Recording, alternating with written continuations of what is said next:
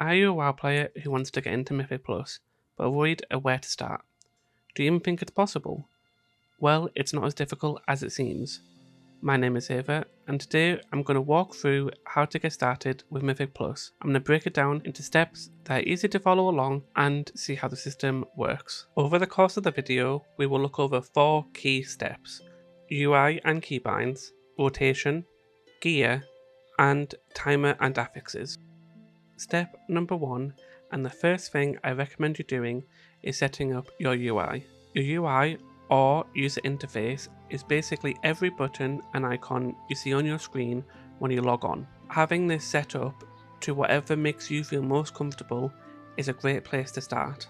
To set up your UI, once you're in the game, press escape and then open edit mode. This will allow you to move your action bars, player frames, party frames, and any other bars you can see on the screen. I would spend some time moving stuff around and having them put into a place that feels comfortable to you. You can also follow other people's UIs if this task feels too much for you. A new feature is the cooldown tracker, which you can opt into if you wish, and it allows you to be able to track your major cooldowns, which will also give you a timer so that you know when they're off cooldown and ready to be used again. Once you are happy with your layout, you can now move on to keybinds. Keybinds are a way for you to be able to press your spells and abilities by binding them to keys on your keyboard. This is a very helpful tool and reduces time wasted when moving your mouse to each spell. This also allows you to be able to think of other things like movement and other mechanics. To set up your keybinds, when you're in the game, press escape, options, and then keybinds. You can use the quick keybinds button to allow you to press your keys onto the spell on your action bar. This setup may take some time, but a key tip is the most used abilities that you use for your class put on easy action buttons. This can be like Q, E, F, T, or 1, 2, 3, 4. If you don't like how a keybind feels after playing for a little bit, don't worry, you can change it whenever you feel like it, as long as they're comfortable for you. Once your UI is set up and your keybinds are ready to go, you can start step 2, rotation. Your rotation will change depending on what you are fighting. You'll either be doing damage in single target, cleave, or AoE. Single target is where you'll be fighting one mob or boss. Cleave is where you'll be fighting 2 or 3 targets. And AoE is where you'll be fighting a pack of mobs, more than 5. To begin, I'd start by searching up a helpful guide to find your rotation, and this can be found on either Wowhead or Icy Veins. And you will be able to find your 3 damage type rotations for your spec. Once you've found your guide, you can fly over to a target dummy, which can be found in all major cities, including Donegal, and start practicing your rotation. This is a great way to get used to your keybinds, which you have just set up. Practice makes perfect, so the more that you get used to your spells and abilities, the easier it will be. Once you're happy with your rotation and you're used to all of your single target AoE and cleave damage rotations, a good thing to move on to next is to throw in interrupts, CC, and defensives. These will be buttons you'll be pressing just as often and are just as important as your main damage rotation. It's something that you'll be doing all the way up to your high keys, and you should start practicing as soon as possible. Stage 3, gear. Now you might be thinking, you've just completed all of the stuff listed above, but your eye level still is not high enough to enter your first key. There are many ways you can pick up gear and gain item level before even entering a key.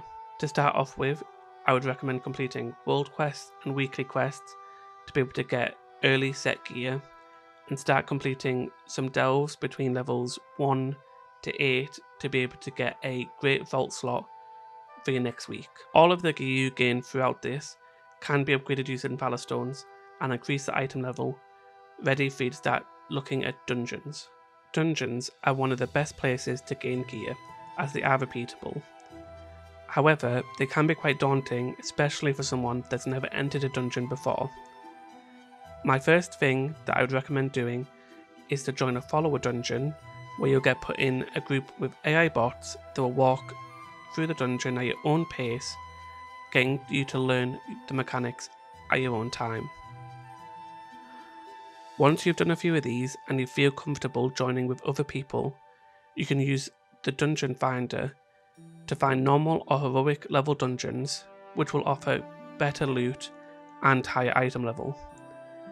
They're also closer to what a Mythic 0 will be, and will get you ready for learning how to start Mythic Plus. Stage 4, Timers and Affixes. Once you've reached a decent item level and feel that you're ready to start your first Mythic dungeon, you can start looking for M0s. You do this by opening the group finder and clicking Find a Group and then Dungeons. You can also use the search bar to find specific key levels that you're looking for. Bearing in mind, because you are joining a random group, people may start declining you, and this is why you can apply up to 5 groups at a time. It then becomes a waiting game. You can, however, if you are struggling to find a group or can't find the specific key you're looking for, start your own group and invite people yourself. M0s do not have any affixes or timers, and they're basically like heroic dungeons, but using new mythic mechanics for some of the bosses. The dungeons also do change from season to season and do not always match the heroic dungeon pool, so you may need to learn some of the new dungeons mechanics for the first time.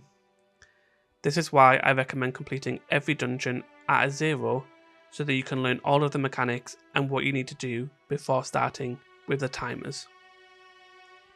M Plus is infinitely scaling as well, which means that getting gear is key.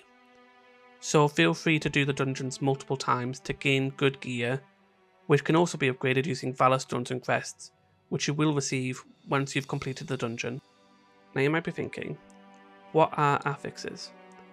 They're an extra mechanic added to the game between each key level to add more challenge. The first set of affixes you'll ever come across will be between 4 and 11. This is with Zartav's Bargain. There's 4 in total and will change out each week, only having 1 active at a time. They're classified as Kiss Curse affixes, and this means that if you do it correctly, you get a buff, but if you do the mechanic incorrectly, you get weakened instead. Between level 7 and 9, you get an affix called Fortified or Tyrannical. They also alternate weekly. One will buff mobs and adds, and the other will buff bosses. At level 10, however, this changes, and instead of alternating, you receive Fortified and Tyrannical at the same time. And once you reach a level 12, Zartav's Bargain goes completely away and is instead replaced with Zartav's Guile, which removes time from the key if you die. After this, the key becomes more difficult due to scaling instead of affixes.